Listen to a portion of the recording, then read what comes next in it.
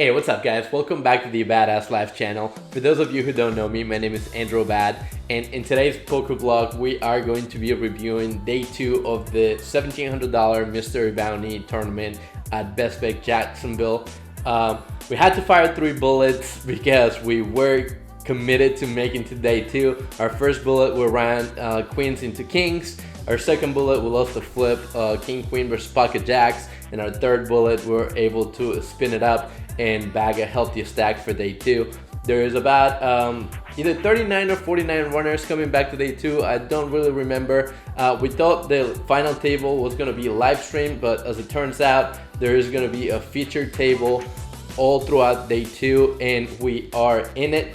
We found out as soon as we got there. We were running late because somehow we got derouted to right around the Jaguars stadium and game day, and it was insanity. So anyway, thankfully we got there fairly on time. We didn't really miss much, and we are gonna jump in right into the action. Send us some run gigs to see if we can ship this thing. Let's get to it.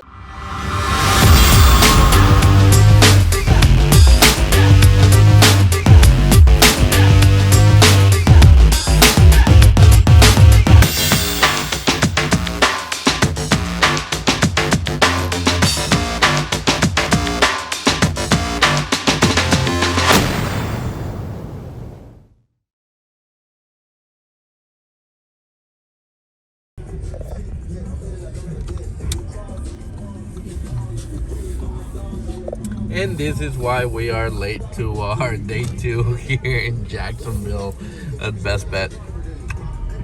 Yep, somehow we got derouted right by the stadium. I think it's Jen's fault. I was sleeping. What is up, guys? In this first hand, we don't start that well because the action starts with Jeremy in seat 1, opening up the action to 8,000. Blinds are 2,000, 3,000, 3,000. John O'Neill, which is a Jacksonville regular, picks up pocket aces on the button, and he is short, so he has about 13 big blinds or so. So it's gonna be a clear shove for him here, and he thinks for a little bit and piles it in. We look down in the small blind at pocket queens, and we couldn't be happier. He is short. He is more than capable to shove very wide here as he should versus a cutoff open with 13 big blinds. He is going to apply max pressure, so he doesn't necessarily need to have a premium to get it in this spot. So we are loving life. We think for a little bit, making it seem like we have a decision to make, and eventually decide to reshove to not give anyone else a good price to come alone because of the fact that queens are still somewhat vulnerable. We don't want any random ace to call and the suited kings to call, and then they can flop the over and potentially put us in a weird spot. So we decided to go ahead and make the shove. It folds back to John, and he shows us the bad news. This tournament is a Mystery Bounty tournament. For those of you who are not familiar with the structure of Mystery Bounties, the way they work is a portion of the buy-in goes to a prize pool for the bounties. When you knock someone out on day 2, you go ahead and pull out an envelope, and it has a random amount for your prize. So it can vary anywhere from $500 to $50,000. So it's a pretty exciting tournament because you don't necessarily have to win to potentially have a substantial score. Apparently, we can score a bounty to save our lives in these tournaments. We've played it twice. As you guys saw it earlier in the channel, we played another Mystery Bounty at the lodge. We ran fairly deep. We busted about 42nd, I think, out of over 1,000 runners, and we didn't have one single bounty. You would think that with my playing style, being that I normally mix it up and I'm not like on the needy side, I actually played a good amount of hands. You would think that with that play style, I will be able to actually score a bunch of bounties. Well, you would be wrong. Somehow, the poker gods do not allow us to spike the queen on this one, and John O is gonna double up through us. So it's a bit of a rough start here, but thankfully we bagged a good amount.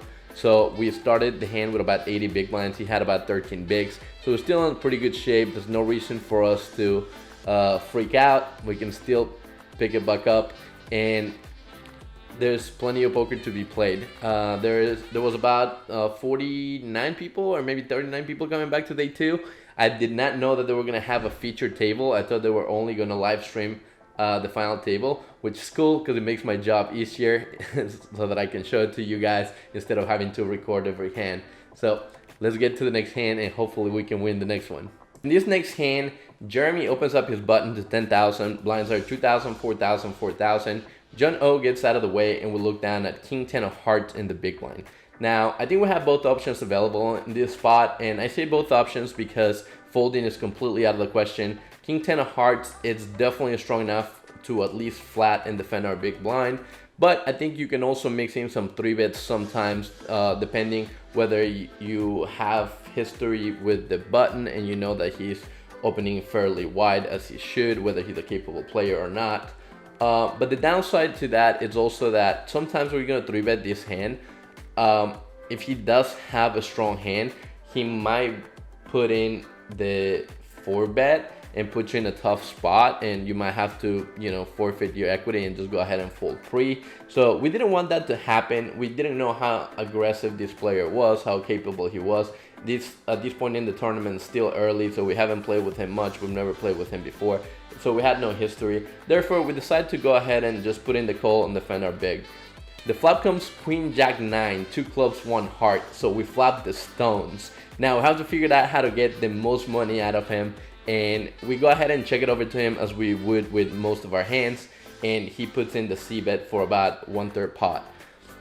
I make the call because I want to keep ranges wide. I want him to continue barreling with pair plus draw type hands, whether it's pair plus straight draws, pair plus flush draws, just naked flush draws, top pairs, middle pairs type hands. All of those hands are most likely go ahead and go for a double barrel on the turn versus the big blind.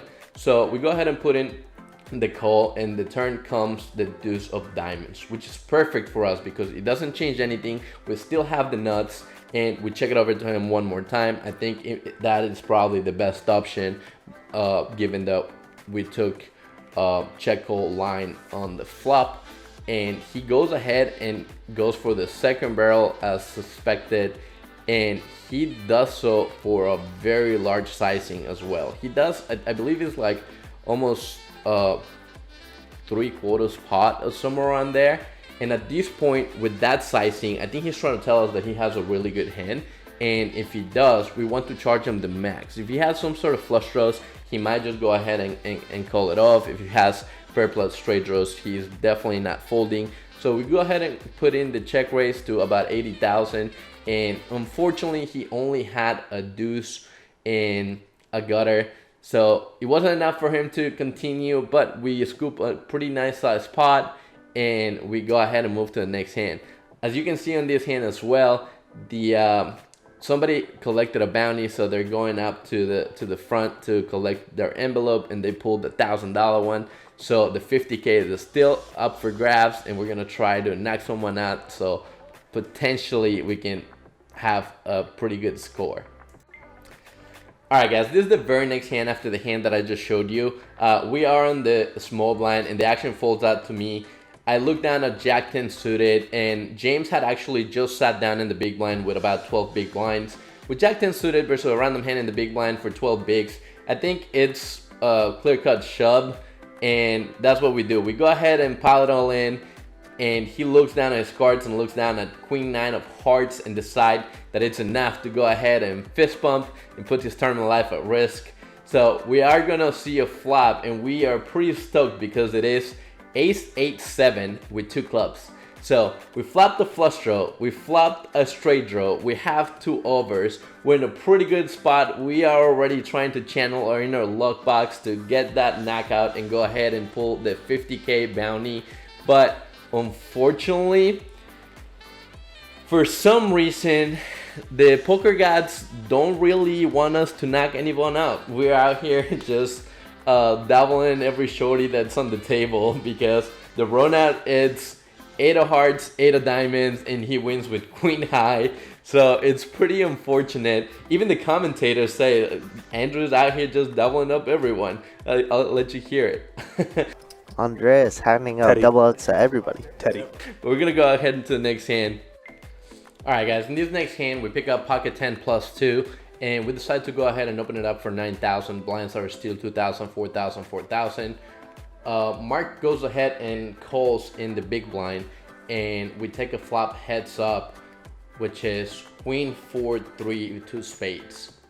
Now he checks it over to me and I think this is not the worst flop for pocket 10s. I think majority of the time we're gonna have the best hand, so I just go ahead and seabed for about 10,000, which is just a little under half pot, and he decides to make the call. I think both plays here are pretty standard. He has queen jack of diamonds, so it's a standard call for him, and we see a flop, which is the 8 of hearts.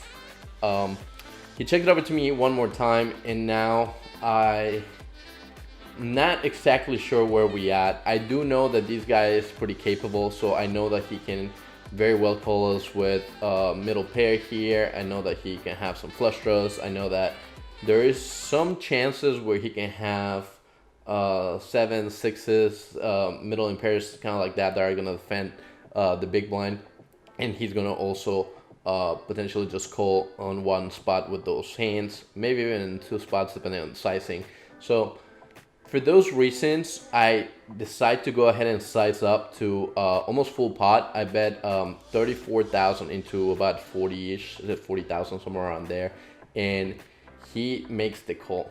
So now we are not loving it, and we are gonna see which turns we can potentially turn our pocket 10s into a bluff.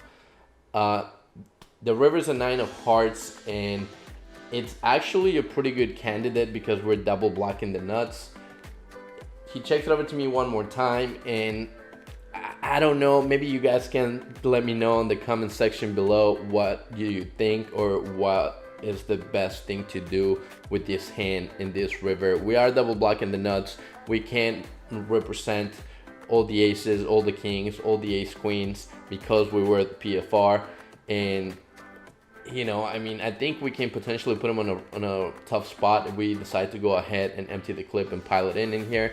But given the fact that he did have us covered and he had tons of chips, I didn't really want to go out on a bluff like this. So when he checks it over to us, I decided to just go ahead, give up, take my showdown, and see if my 10s were good, which they were not. He has a queen, and because of all the history that we had on day one, we played a lot together. I don't think he would have folded. So that played a huge part in my decision making as to why I didn't just go for the third barrel and decide to empty the clip there.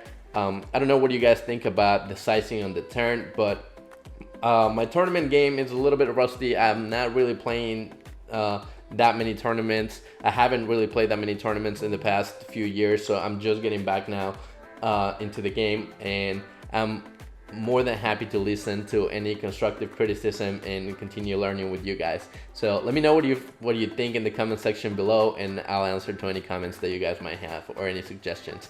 Let's get to the next hand. Alright guys, in this next hand, Jeremy is back at it again, opening up his cutoff to 10,000. Blinds are 3,000, 5,000, 5,000. I think King Queen offsuit is a pretty good candidate to 3-bet in this spot, especially because Jeremy has been pretty active. He's been opening up a ton, and he doesn't necessarily have to have a pretty big hand or a premium hand in order to open up from the cutoff. But for whatever reasons in game, I decided to just go ahead and flat. The big blind comes along because he's getting a good price, and we take a flop 3 ways. The flop comes queen jack 6, 2 spade, 1 club, and now because of the fact that it's 3 ways, I didn't want to give them the chance to see a free card. I think that Jeremy in this spot versus 2 opponents might not see bet his entire range, and he might just check back any air balls that he might have. So we just go ahead and put in a bet of about 1/3 pot. I think we bet 12,000 into 35,000, somewhere around there. Big one gets out of the way, and Jeremy decides to make the call. The turn is an 8, which completes one of the straight draws. 10-9 gets there and adds the nuts, and also puts backdoor flush draw as well. So now there's a double flush draw on the board. In hindsight, I think I probably should have continued betting just because of the fact that is a pretty wet board. There's a ton of straight draws. There's a ton of per plus straight draws now. There's 2 flush draws. He could have a jack that we can, continue charging. So I think continue betting is probably the best option. But also I did know that Jeremy was pretty active and was a pretty capable player. So I think that my decision making in this spot was, if I check, he might go ahead and stab at it. And I'm not sure whether it was right or wrong, but that's what I decided to do in that moment. So I go ahead and check it over to him, and he doesn't bite. He just checks back. The river, it's a pretty inconsequential 6 of hearts, and now I think I have to just go ahead and put in a bet, because I don't want it to go check again. Here with top pair, I can easily charge a jack, an 8, pocket 10s, pocket 9s, all of those hands that might just check back and take their showdown, but also might call a bet. So I go ahead and bet about half pot, and he thinks for a little while, but eventually ends up making the call, and we scoop a pretty decent sized pot. Not sure if I love the way I played this hand, but it ended up working out at the end. So we pick up a good pot. That's what matters. We're gonna move to the next hand. Alright guys, in this next hand, Scott R opens up the action to 13,000 with queen 10 off. Blinds are at 3,000, 6,000, 6,000. Jeremy calls on the button with pocket 6s. John O calls in small blind with queen 10 off as well. And I look down at ace 8 offsuit in the big blind. Now, I'm not sure if this is supposed to be a squeeze here because of all the dead money in the middle. The reason I didn't do it was because Scott R has been pretty inactive. He's been playing a little bit snug. He's on the tighter side. He hasn't opened it up much. So I didn't want to have to run into a big hand. I decided to just go ahead and call because I was given such a good price, and decided to make the flat. So we're taking a flop 4 ways, and it is ace 9-3 rainbow. Now we flop top pair here. John O checks, I check, PFR checks, and Jeremy checks back on the button. The turn is a 7 of spades, puts a backdoor flush draw in it. John O checks again.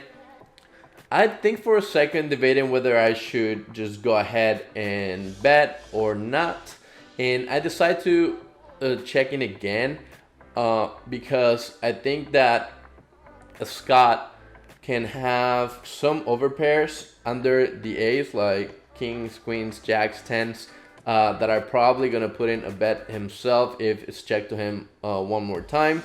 I put him in that range because, like I said, he hasn't really been opening much, so I thought he really must have a strong hand.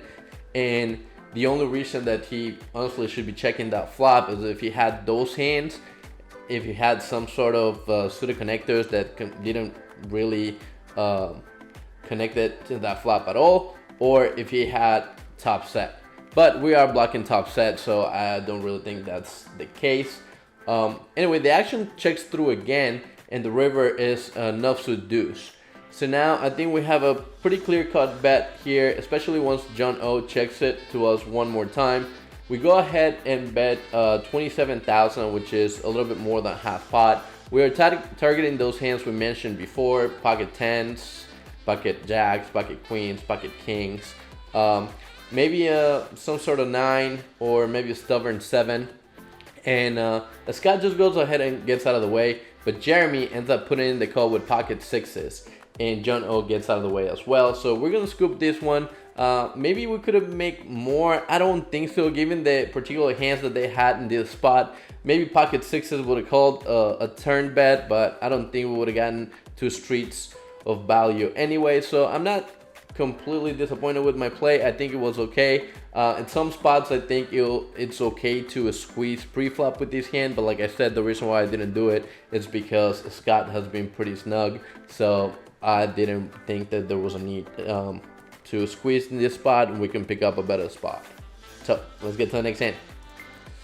Alright guys, this hand almost didn't make the block because honestly I think I completely butchered it. I think it was like one of the biggest mistakes that I made in this tournament.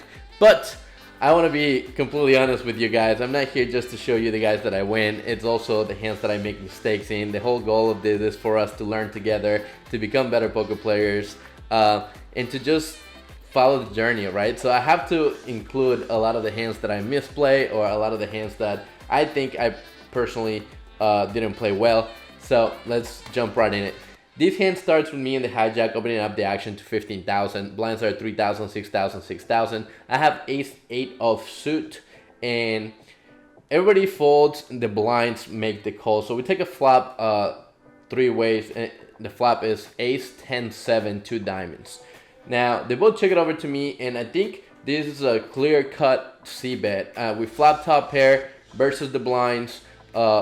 We are gonna have the best hand vast majority of the times. So we want to charge flush draws. We want to charge a 10, maybe even a 7 that gets stubborn. Some straight draws that he can have, like 8-6, Jack-9, Jack-8, 8-9. We're blocking some of those because we have an 8 in our hand. But I think we just need to continue and put in the c-bet on this flop. Unfortunately, in game, for whatever reasons, I decide to go ahead and check back and be really tricky. The reason for that is because Mark is a very good player, and I thought that if I check back, I'm gonna under-rep my hand a ton. And since they are in the blinds, I mean, like, you know, what can they really have? They're gonna have flush draws. Whatever the reasoning was, I think it was wrong. And there are some spots, I believe, in which you can check back this type of hand. Maybe it's when you are heads up instead of being 3 ways, or maybe it's a completely different scenario, but clearly this one was not it. And I'm not just saying because he turned set with the 9 of spades, but because overall I just think that it's the wrong play altogether. So let's just continue with the hand. He turns a set, and now the board gets pretty dicey because it puts a backdoor flush draw as well. It's getting very straighty, and the problem is that we do have an 8. So unfortunately we pick up some equity as well, so there's no way we can fold because we under-repped our hand on the flop, and now we've picked up more equity. So he goes ahead and puts in a bet for 18,000. Big blind gets out of the way, and at this point I think the only play is to just go ahead and call, and that's what we do. At least we got one street right. The river is 4 of spades, and now the backdoor flush draw gets there, and he puts in another bet for about 40,000, which just, it's a little under half pot.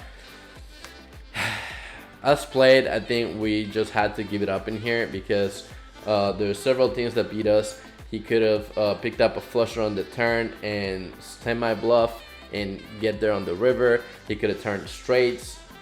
My reasoning for calling here was because I was holding an 8, so I was blocking a lot of the straights that he could have. We're blocking Jack-8, we're blocking 8-6, but he doesn't even need to have straights to value bet here. He can value bet 2 pair combos, you know, so it's just like, I think us played, we just needed to fold, but unfortunately we couldn't find a fold in this spot, and we just called it off, and we're showing the bad news.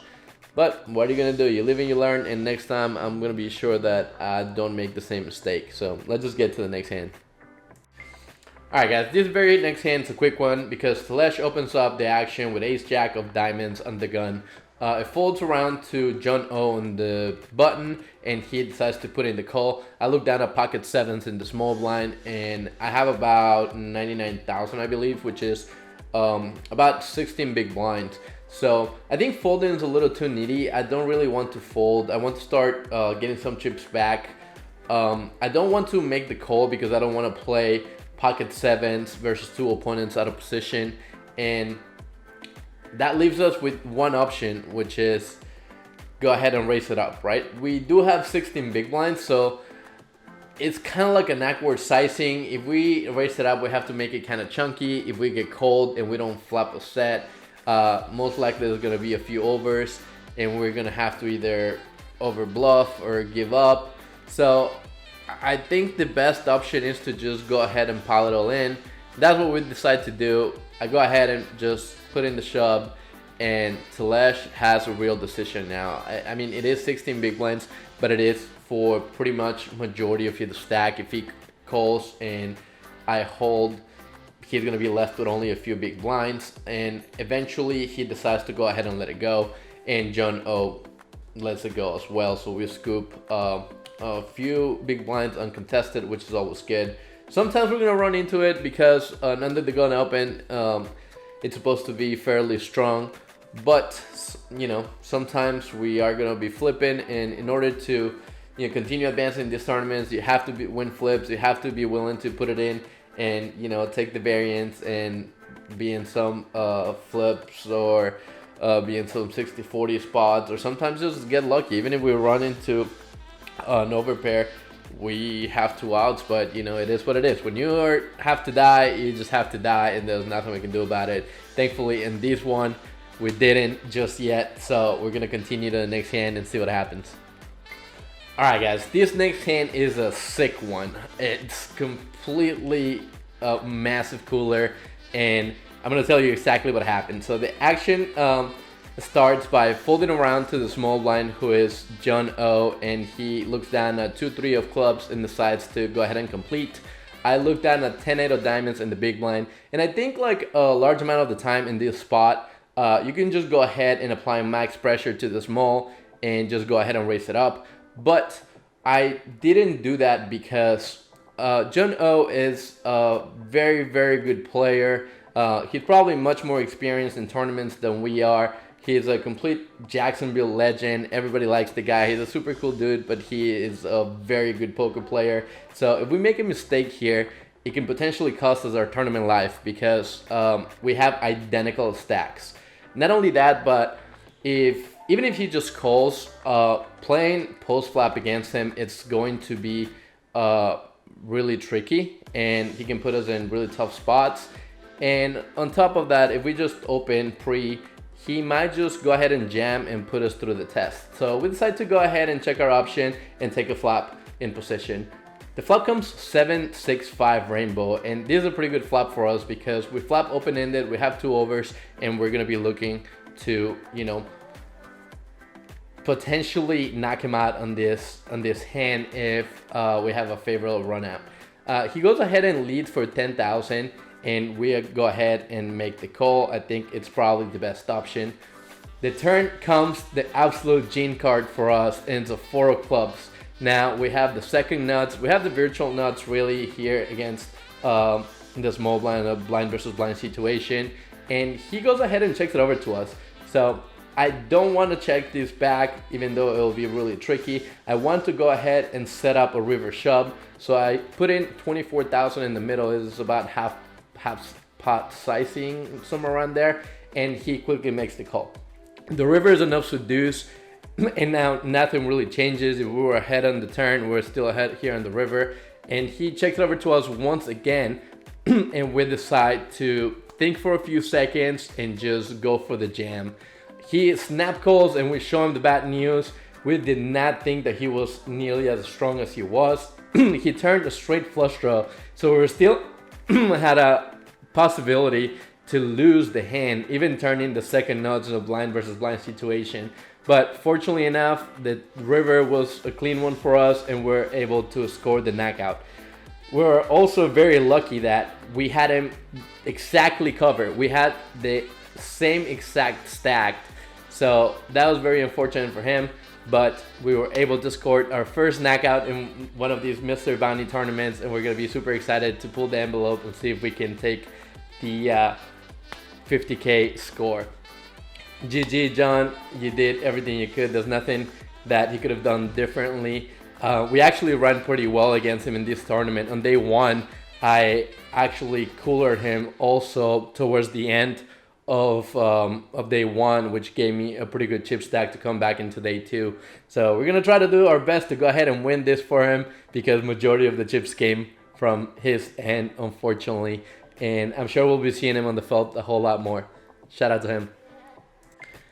Alright guys, in this hand there's nothing really all that interesting to report. There is an early position open with ace jack. We look down at ace 10 off in the small blind, and I think sometimes we could 3-bet, sometimes we can just fold. But we go ahead and decide to just actually flat. I don't think it's horrible, but I don't think it's the best option by any means.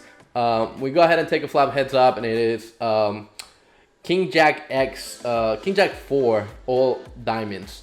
The flop goes check check. The turn, I believe I check, he seabeds, I fold. But the reason why I included this hand is because we run so bad. Why, God? Why? I included this hand because you can see that Tyler goes ahead and goes and pulled his bounties. He has 2 bounties, and we were waiting to play this hand so that we can get up in our button and go pull our own bounty. But he gets there before we do. $20,000 going the way of Tyler. Wow.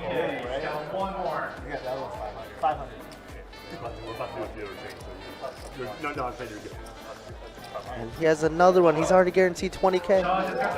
50,000. 20 and 50, Adonis. What? And he pulls the 20,000 and the $50,000 bounty right before us, like literally 30 seconds before we get up and go. In this clip, you're also going to see me get into the back to pull my own bounty, and it's literally that far apart, about 30 seconds.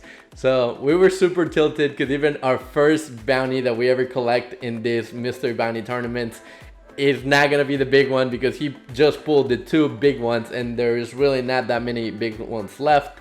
So we're not all that excited. And yeah, that was the main reason why I included this hand, so you guys can see that. But what are you gonna do? On to the next one, and hopefully we can win this tournament now. Alright guys, and just like that, we unfortunately come down to the last hand of the tournament for us. This hand happens at around the 4-hour and 6-minute mark. The last hand we played was about a little under the 3-hour mark. At least the last hand that had something I didn't want to report. I have been completely carded. My stack has gone down to about 15 big blinds. We're playing 5-handed, and there's 10 players left, so we are on the bubble for the final table. It folds to me, and I decide to just go ahead and jam. I want to apply pressure because I feel like people are going to be folding a lot more because it's the bubble of the final table. We are 5-handed, so I think ace-5 off, it's a pretty good candidate to do so and just go ahead and jam 15 big blinds with. Unfortunately, I couldn't get it through. Big blind woke up with ace queen, and it's a clear-cut call, and we couldn't improve. We flapped the gutter, but we couldn't improve, and ace queen held, and we were 1 bustle in 10th place. Bubble boy for the final table. That spot that you never want to be in, no matter which tournament it is. But we had a lot of fun. I think we played fairly well. I don't think we made too many mistakes, and that's all you can do sometimes, you know. Sometimes when it's not in the cards, it's not in the cards, and when it's your time to die, it's your time to die.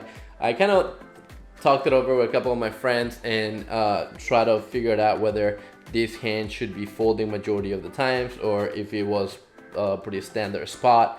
There wasn't really a clear-cut answer because of all the variables, because of the fact that we were on the bubble, because of the fact that we were playing 5-handed, because of the fact that ace-5 has a good amount of equity versus pretty much any hand other than aces. I think it wasn't horrible, but also another fact that influenced my decision was the fact that I think we were second to last in chips. So we didn't want to completely bleed out our stack and continue folding hands that, you know, we can potentially get away with if we put in max pressure and, you know, pile in our 15 big blind stack. But it didn't work this time, and we are just gonna go ahead and get after it on the next one, try to seal the deal, get closer to binking one of these tournaments, and hopefully we can do that soon. Did you find All right, guys. Well, the dream is dead. We bubbled the final table. We're getting short, pretty carded. Couldn't get much traction going really. And piled it in with ace-5 off. Middle position, we were 5-handed, and big blind woke up with ace queen. Flapped the gutter, but couldn't get there, so that's all she wrote. Good for like 6,300, somewhere around there. So, yeah, until the next one. All right, guys, that's all she wrote. Unfortunately, we bubbled the final table and busted 10th. We were in for 3 bullets, so we're in for 5,100, out for 6,300, I believe, including a 1K bounty. So, I mean, we made $1,200 and we grinded for, I don't know, about 12 hours the first day, or maybe a little bit less, and 4 or 5 hours second day. It's not necessarily the hourly we're looking for or the results that we're looking for when we play tournaments, but a win is a win, so can't be all that mad. Just have to be grateful for the fact that we at least got all our bullets back plus some, and we had a lot of fun doing it. So that's what matters at the end of the day. Thank you so much for watching. I really appreciate it. If you're enjoying the blog, please just go ahead and like and subscribe. Drop some comments. Give me some suggestions. Tell me what you think about it. I really appreciate any and all feedback. So thank you so much once again, and I'll see you guys in the next one. Hey, what's up guys, it's me again. If you enjoyed this last video, go ahead and click the link below. It will show you another session I played in Texas, our DJ's Friends meetup games. We played at the Georgetown Poker Club. We had a lot of fun. It was a 10, 25, 50 no-limit hold'em game. We played with Jay Wynn, we played with Corey, John, a bunch of our friends, and it was definitely a great time, and chips were flying with a ton of action. So check it out, let us know what you think. And once again, thank you so much for following the journey. I really appreciate all of you guys. Hit the like and subscribe button if you enjoy it, and I'll see you guys the next time.